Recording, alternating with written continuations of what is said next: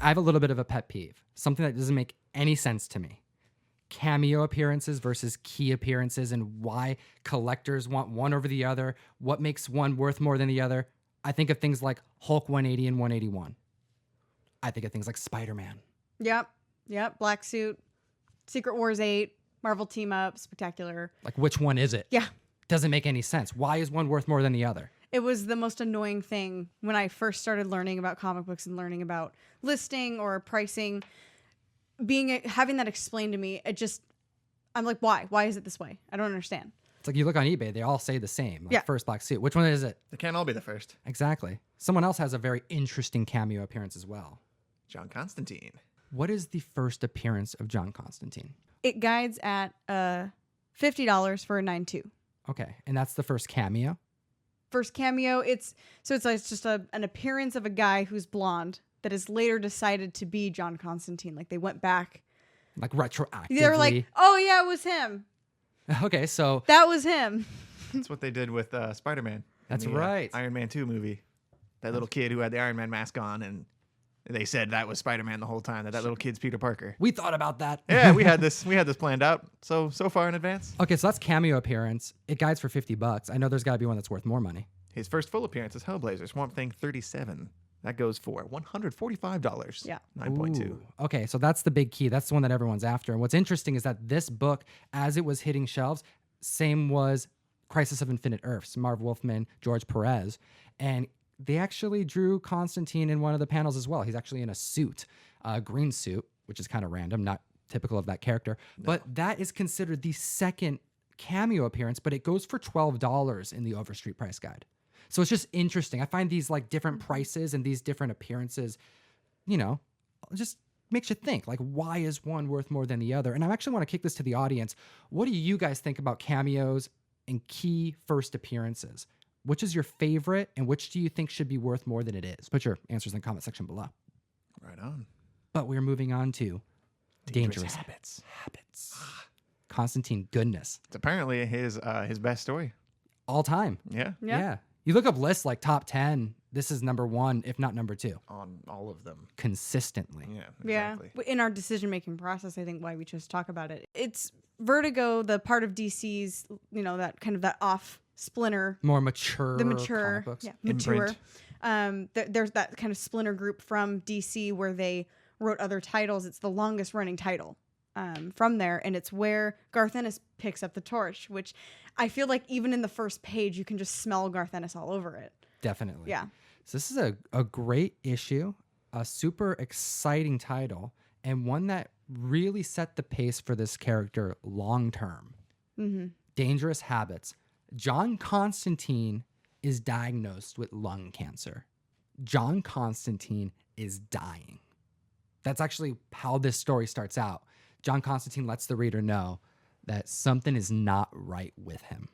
He wakes up from a night of sleep throwing up not just blood, not just like mucus. He's throwing up parts of his innards. End quote. Parts of himself. Yeah. Yeah. It's grotesque. Yeah. It's bad, and he knows something is drastically wrong. He looks terrified. This is actually my favorite part of this issue because they could have just shown him throwing up blood, but this is what makes this a Vertigo comic versus just a standard DCU comic book. They take the extra panels to just explain the dread so you feel what this character's feeling. Yeah. You would be petrified. They do that later also with the vomit. There's like a vomit panel where he's just like laying in his own vomit at the toilet. Like he's just like with his vomit. That's very... and there's 2 shots of it. He's over the toilet. And then they're like, we need to give you a side view. Just so you see the full impact of all the vomit. That's right. Yeah. So like this is like a classic example of the kind of mature storytelling you can expect from a Vertigo comic and why they're so good. This is just a great example of a Vertigo comic versus a DCU standard comic. Like just the mature aspect of it, you can relate to the character more. You can feel what he's feeling. And that dread starts out on page 1. Yeah. Yeah, you're not going to see Superman laying in his own puke in a toilet. If I started throwing up blood, I would immediately think I'm sick or something. But this isn't John. I mean, John Constantine's been through some crap. So the first thing you'd think if you puke up like a chunk of your body is I need to go to the doctor. Right. John Constantine's like, have I been hexed recently? Is it my demon blood? Is it the twin I absorbed? Yeah, Constantine's been through some shit. Yeah. Like, which is reasonable. I mean, it's real. It's like very Sam and Dean Winchester, very like, it's probably one of the horrible things I've exposed myself to. Definitely not cigarettes. I know, right? You think like it's the last thing he Yeah, doesn't want to it's not admit even- it. It's like it can't be. Couldn't be that. But he has to go to the doctor because Yep. he's throwing up blood. So he Might as well goes. start there. That's true. Yeah, he definitely goes to the doctor, and the doctor sits him down and is like, "Yeah, that looks like you got the lung cancer. You got lung cancer big time, man. Do you smoke at all? Yeah, do you smoke? Do you smoke cigarettes?" And he's like, "Yeah, I'm like, I smoke 20 to 30 cigarettes a day." And the doctor is just like, Well, "Well, that sounds like a lot. You used to smoke, Aaron, right? This is a pack and a half.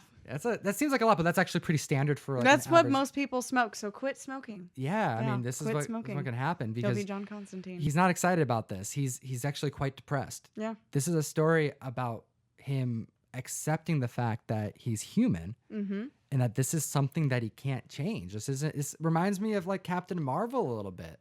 yeah, that's true. He had cancer as well. Yeah, A very human problem to have, not a superhuman problem to have." Well, John Constantine's not a superhuman. true. John Constantine is human. His thought So- process was like, "I should die as I lived. I thought my death would be unique, like something so benign and normal. Yeah. Right. To kill him is kind of Like Steve Irwin. inconceivable for him." Yeah, no for real. Like Shouldn't have yeah. died that way. exactly. Yeah.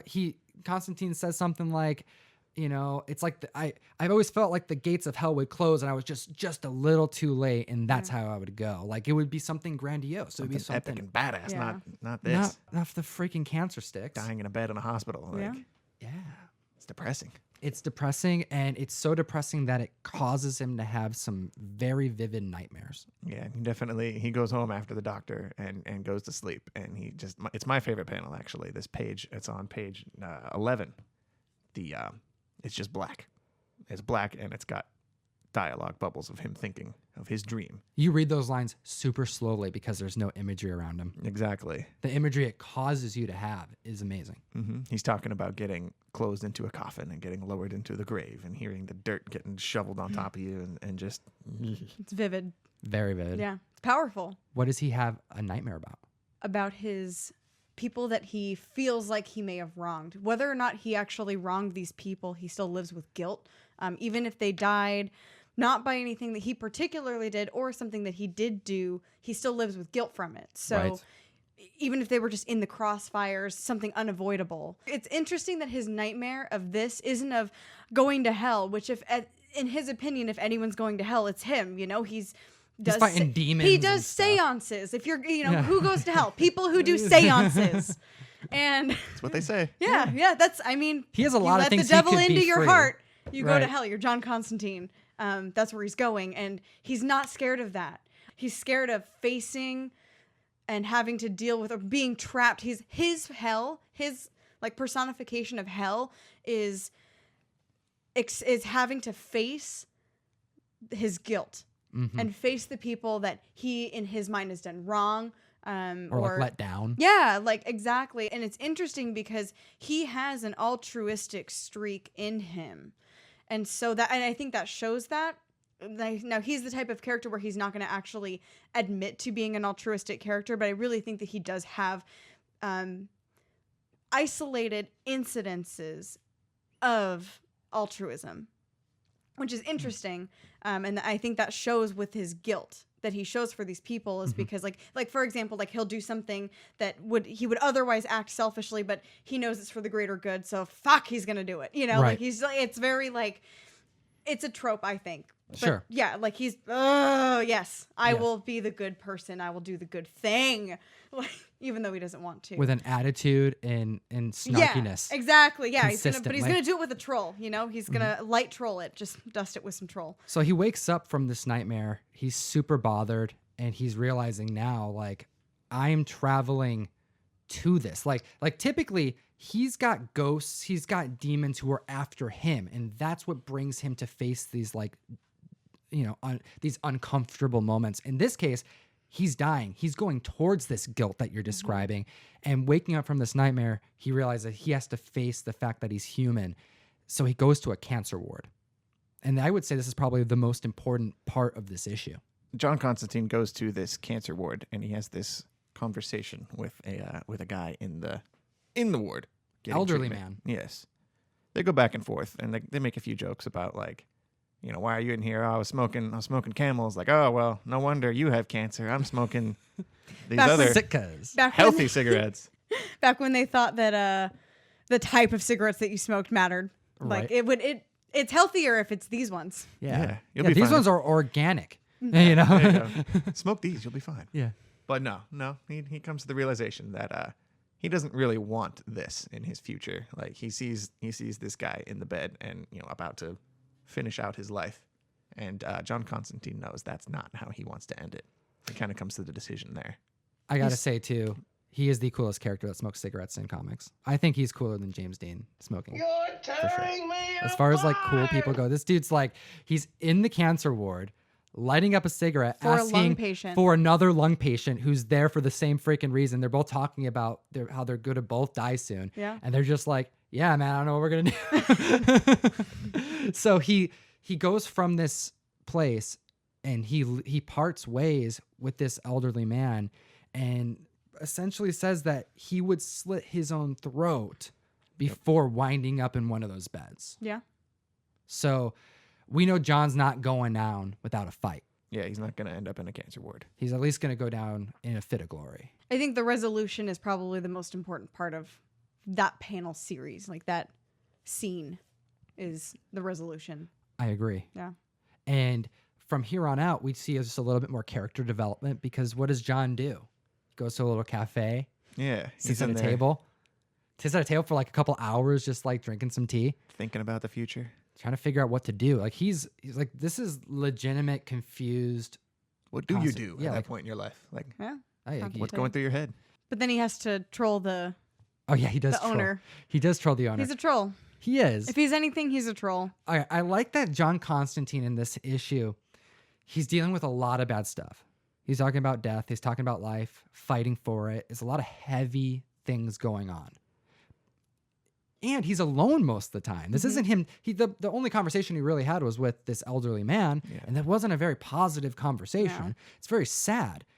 And when he's by himself, like, what is he doing? He's screwing with people still, like just for fun. Yeah, just to get any reaction. Yeah, I can relate to him. For Yeah, this. I he's like doing it. satisfied with the owner's face. He's in the he's getting this tea. Yeah. He's there for a couple hours. The guy's like, "Are you gonna order anything? You haven't drunk your tea." He's like, "Well, no, oi, mate, I haven't drunk my tea. It's cold." And the guy's just like, He's like, why is this guy just sitting here for 2 hours? Yeah. And he's like, he's just messing and with he them. did it just for like that last panel. Is like that's That what he face? wanted. He wanted the guy to like. Yep. He wanted that emotional response from someone because it satisfies him to evoke an emotional response like that, like just to push people's buttons Yep. because he knows that he can. It's funny. That's John. Yeah. That's why we love him. Yeah. John Constantine. That guy's full of humor, full of light and happy laughs. Pessimistic. Yes. I love it. I can relate to Constantine a lot. Big time. I enjoy that we're going through this. This is one of my all-time favorite stories. I'm super excited to be doing it with you guys. Aaron Evans, our new member to the podcast, going to be making regular appearances. Mr. Fire Guy Ryan Sargent, and you, the best comic book community in the world. We do appreciate you. Thank you so much for watching. Make sure to hit that like button. Smash it. Smash it. Don't forget to do that. It's super important. It helps with the algorithms, getting out into the ether so it actually can be seen. You're helping support the podcast just by doing that. And as always, Geek responsibly. enough said. Thanks so much for watching the video. I'm sitting here. I get a text from Slav, who's editing the video. Shout out, Slav. We appreciate all that you do. And he texts me that this is our 100th episode. Holy smokes. Thank you, comic book community. I look forward to 100 more.